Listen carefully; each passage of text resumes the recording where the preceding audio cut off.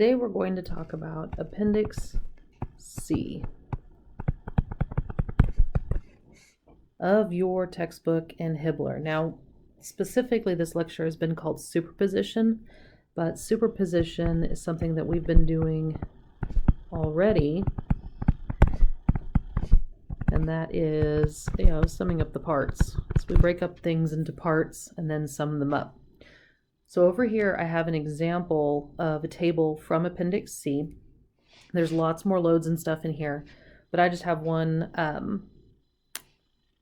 part of it here. So I've got a point load acting in the middle, and I've got a point load acting not in the middle. All right, and you'll notice that the origin is set up at the left here on both of them. Okay, just like it was for singularity functions.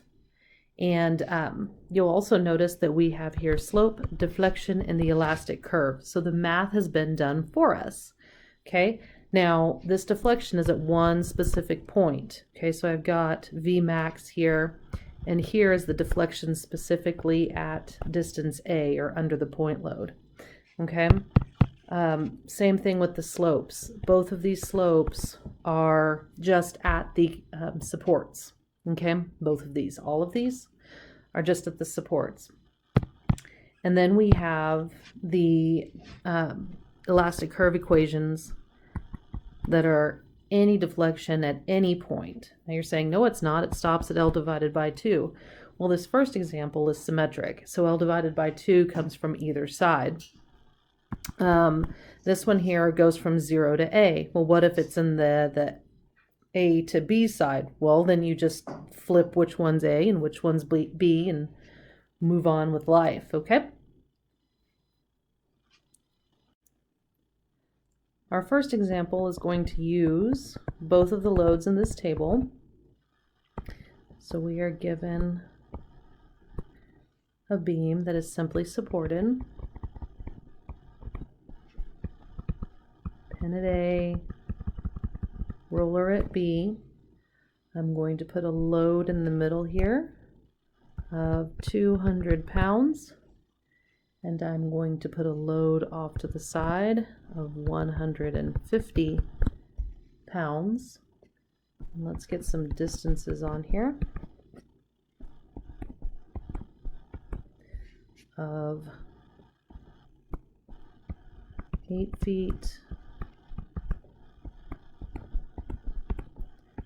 4 feet, and 4 feet. I wish to find the slope at B and deflection at C. And I'm going to put C here in the middle. That is just a point. It is not a hinge. All right, so you see I've got a load off center, 150, and I have a load in the center of 200. So my two examples in my table are going to be what's used here.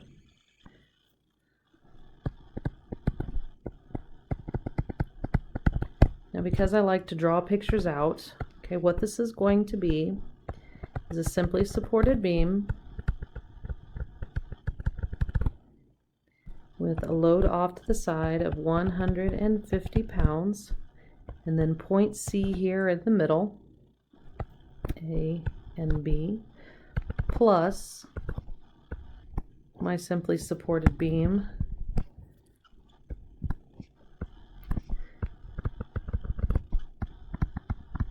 by the way, these are the same lengths. 200 pounds at C, A, and B. Okay, thinking about the elastic curve, both of these are going to cause deflections down, okay? And we are looking for the slope at B, so that would be a tangent line here, theta B, and a tangent line here, theta B, right? And then we are looking for the deflection at C, so that would be, should I label these 1 and 2? 1 and 2, there we go.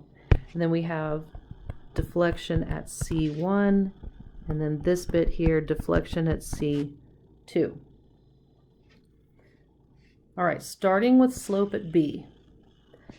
Okay, that's going to be my theta max, right, over here.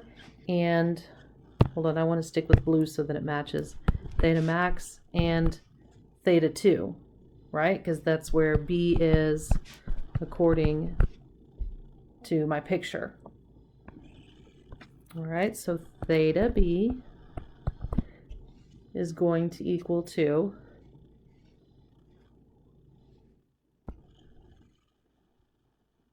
load off to the sides. That's PAB. So that's 150 pounds times A, which is 4 feet, times B, which is 12 feet, right? Times the full length, 16 feet, plus A, 4 feet, all over 6 EI times length, 16 feet, plus point load in the middle, which is P, 200 pounds, times the full length, 16 feet squared, divided by 16 EI. And summing these all together, I get 4,700 pound-feet squared divided by EI. And this is a positive slope because it is acting counterclockwise. And I was not given an E or an I value, so I can just leave it as a variable. All right. So that one's nice and straightforward. Okay, deflection at C, less straightforward. Because if we look here on this first one, the deflection at C is occurring in that second half. Okay, so the only way to get the deflection is using the equation that encompasses that second half. So all my A's and B's in this equation are going to switch. All right, so this would be what I would call B using these equations, and this would be A, okay, and put my X going this way so that my C value in the middle there is between 0 to A. And this one stays the same because it doesn't matter which way it goes. And as a matter of fact, X will equal L divided by 2, which according to our picture is where the V max is. So I get to use that simpler equation for my 200 pound point load.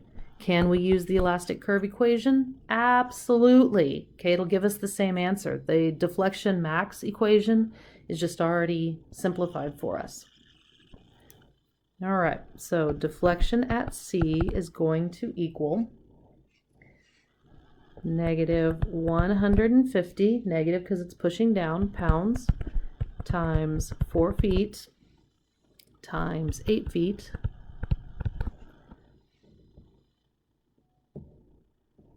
all over 6 EI times full length 16 feet. Times the quantity of length squared, 16 feet squared, minus B squared, 4 feet squared, minus X squared, 8 feet squared.